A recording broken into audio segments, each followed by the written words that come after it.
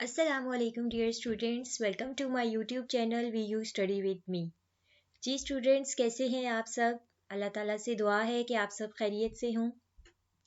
Student, आज की अपनी इस वीडियो में हम CS 101 की लेक्चर वाइज MCQ सीरीज़ का module number 53 to module number 56 discuss करेंगे इंशाल्लाह। तो चलिए विदाउट टाइम वेस्ट किए वीडियो स्टार्ट करते हैं। और वीडियो स्टार्ट करने से पहले अगर आपने मेरे चैनल को सब्सक्राइब नहीं किया तो प्लीज़ मेरे चैनल को सब्सक्राइब कर दीजिए और वीडियो को लाइक भी कर दीजिए। जी, आपका फर्स्ट मॉड्यूल नंबर 53 है। इसका फर्स्ट MCQ है।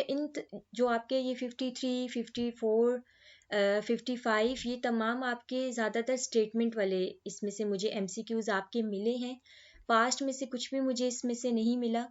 तो बट जो भी MCQs थे वो मैंने यहाँ पे आपके लिए राइट कर दिए हैं, आप लोग देख सकते हैं। When the user request the execution of an application it is the dash that adds the execution of that application to the pool of current processes। ठीक है, ये स्केड्यूलर है। ये मैंने आपको आई थिंक प्रीवियस मॉड्यूल में भी हमने इसकी डेफिनेशन देखी थी।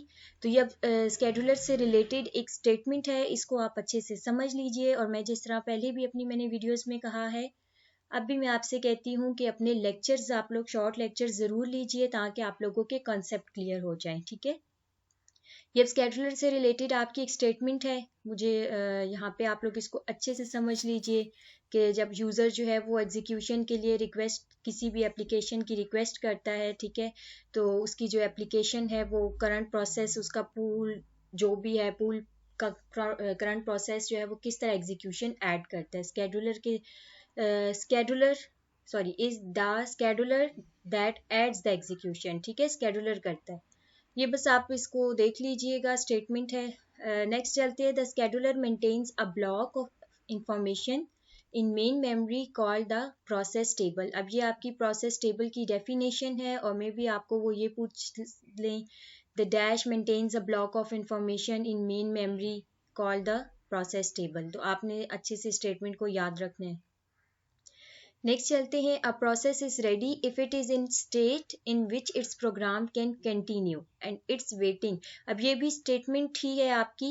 एज अ MCQ तो मुझे इंपॉर्टेंट नहीं लगा, लेकिन स्टेटमेंट अगर देखें तो स्टेटमेंट मुझे था कि इम्पॉर्टेंट है।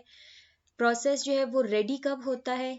ठीक है, जब हम उसे कंटिन्यू कर सकते हैं। और प्रोसेस वेटिंग में, अब ये मेन चीज़ आपकी इसमें ये दो जो वर्ड्स हैं ना, रेडी और वेटिंग का, इसके अकॉर्डिंग मुझे ये थोड़ी सी स्टेटमेंट आपकी इम्पॉर्टेंट लगी थी, तो ये लिख दी है। चलें, अगर तो इसमें से MCQs आपको आ जाए तो आप लोग इसको देख लीजिए। ठीक है, नेक्स्ट चलते हैं। ये भी आपकी काफ़ी लेंथी स्टेटमेंट है।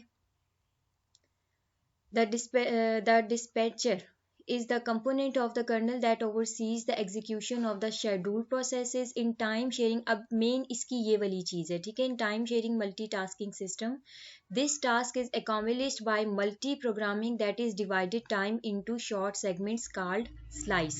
अब ये फुल मैंने इसीलिए लिख दी है कि इसके अंदर से अगर आपको कोई MCQ आए तो आप उसको सॉल्व कर लें। The procedure of changing process to another process is called process or context switch. ये अब आपकी जो है वो कॉन्टेक्स्ट स्विच या प्रोसेस स्विच की डेफिनेशन है। Each time the dispatcher awards a time slice to a process, it initiates a timer circuit that will indicate the end of the slice by generating a signal called an interrupt। ये अब आपकी interrupt की definition हो गई। When the CPU receives interrupt signal, it completes its current machine cycle, saves its position in the current process, and begins executing a program called an interrupt handler। ठीक है, ये interrupt की definition अलग है और interrupt handler की definition आप लोगों की अलग है।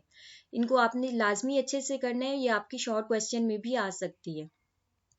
नेक्स्ट है interrupt handler stored at predetermined location in main memory. ठीक है, ये आपकी स्टेटमेंट ट्रू है, MCQ आ सकता है इसका। Dash handler stored at predetermined location in memory, तो आपने फिर इंटरप्ट याद रखना है। Interrupt handler is a part of dispatcher. ठीक है, या ये भी आके स्केड्यूलर का पार्ट है या डिस्पैचर का, तो ये डिस्पैचर का पार्ट है। Paramount to the success of a system is the ability to stop and later restart a process. तो ये किसकी है? मल्टी प्रोग्रामिंग सिस्टम है इसमें। ठीक है, मल्टी प्रोग्रामिंग जो है वो एबिलिटी है। जी स्टूडेंट, नेक्स्ट चलते हैं। आपका मॉड्यूल नंबर 54 है हैंडलिंग कंपटीशन बिटवीन प्रोसेस।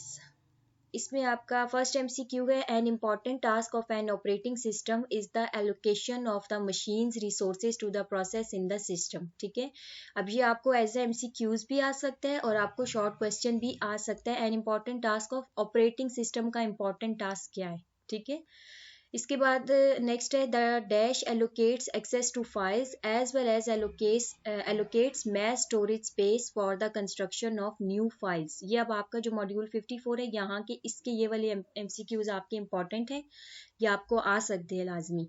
अब फाइल मैनेजर और ये आपका पास्ट में आया हुआ है, ये फाइल मैनेजर जो है ये इसका आया है the dash allocates access to files. ठीक है, तो उसमें जो है उन्होंने फाइल मैनेजर का आपने ऑप्शन चूज करना है।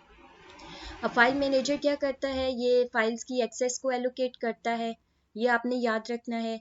इसके बाद नेक्स्ट आपका एमसीक्यू है the dash allocates memory space. ठीक है, अब मेमोरी स्पेस को कौन एलोकेट करता है? Memory manager. ये बस ये आपने अच्छे से याद रखना है। The scheduler allocate space in the process table. अब स्केड्यूलर का क्या काम है कि वो किसको एलोकेट करता है? प्रोसेस टेबल की में स्पेस को एलोकेट करता है। और जो आपका डिस्पैचर है ये आपका स्केड्यूलर का काम है, और इसके बाद डिस्पैचर का क्या काम है कि ये टाइम स्लाइस या टाइम स्लॉट्स को एलोकेट करता है। ये आपके तीनों एमसीक्यूज जो हैं ये बहुत इंपॉर्टेंट है, इनको आपने अच्छे से याद रखना है। ये आपका शॉर्ट सा मॉड्यूल है बट ये इंपॉर्टेंट है बहुत ज़्यादा। इसमें resources allocation looks quite simpler, however it is not so straightforward। ये डायरेक्ट आपको स्टेटमेंट आ सकती है, ये स्टेटमेंट आपकी यस है। Machine does not think about it self, ये भी आपकी यस है। तो जी स्टूडेंट, नेक्स्ट चलते हैं। आपका मॉड्यूल नंबर 55 है। ये मॉड्यूल नंबर 54 आपका बहुत शॉर्ट सा ही था। जी नेक्स्ट है a time sharing multitasking operating system controlling the activities of a computer with a single printer. ठीक है, double printer, triple printer, single printer, तो इसमें है क्या है? सिंगल प्रिंटर जो है वो यूज होता है ऑपरेटिंग सिस्टम की एक्टिविटीज को कंट्रोल करने के लिए। To control access to the printer the operating system must keep track of whether the printer has been allocated. ये आपकी स्टेटमेंट ट्रू है। इसमें जो वन अप्रोच है ना वो आपकी कौन सी यूज होती है? फ्लैग है। ठीक है, ये मैंने साथ इसीलिए लिख दिया, अगर आपसे पूछ लिया जाए कि कंट्रोल एक्सेस में प्रिंटर ऑपरेटिंग सिस्टम की जो फर्स्ट अप्रोच है वो कौन सी है, तो वो आपकी फ्लैग है।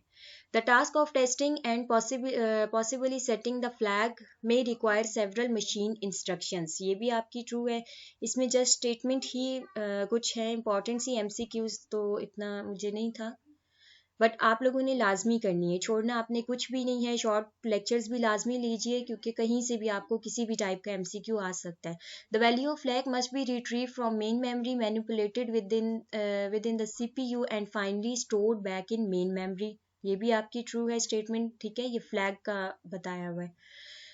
The dash instruction that is available in many machines language। ठीक है, अब मशीन लैंग्वेज में कौन सी इंस्ट्रक्शंस अवेलेबल होती हैं? Test and set.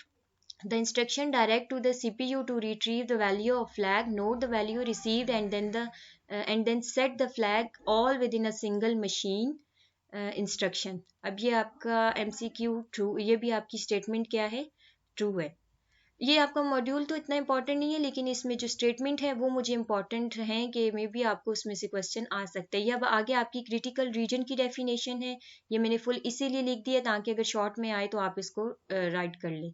नेक्स्ट आपकी म्यूचुअल एक्सक्लूजन की स्टेटमेंट है, ये भी आप लोग देख लीजिए। A common way of obtaining mutual exclusion to a critical region is to guard the critical region with a dash. अब ये आपके पास सेमाफोर की डेफिनेशन हो गई है। ठीक है, ये अब आपके पास 3 डेफिनेशंस हैं, डेफिनेशन आपने अच्छे से याद रखनी है। नेक्स्ट है value in a designated place in operating system और kernel storage that each process can check and then change is called semaphore. Sorry, ये सेमाफोर की डेफिनेशन आपकी ये वाली है, ये इससे रिलेटेड आपकी स्टेटमेंट है क्रिटिकल रीजन की। ये आई थिंक आपके जी स्टूडेंट्स, ये आपके 10 MCQs तक इस मॉड्यूल में से कंप्लीट हो गए हैं। उम्मीद करती हूँ कि आपको वीडियो पसंद आई होगी। मिलते हैं नेक्स्ट वीडियो में। अल्लाह हाफिज।